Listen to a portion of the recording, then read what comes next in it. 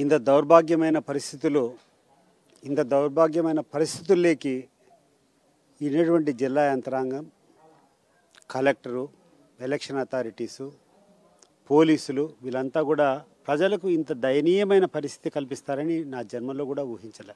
మనుషులా మీరు పశువులా?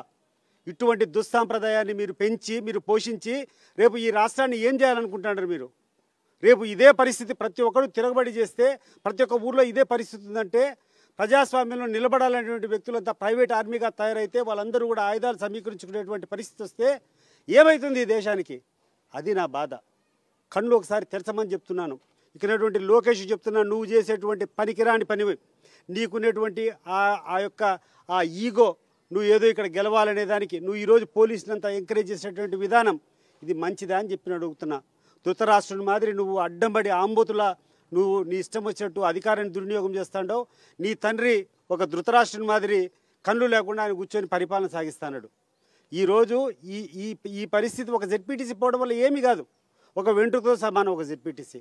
కానీ భవిష్యత్తు ఇదే ఆదర్శంగా తీసుకుంటారు కదా. గడిచిన ఎన్నికల్లో ఒక 3-4 నెలల కింద జెడ్పీటీసీ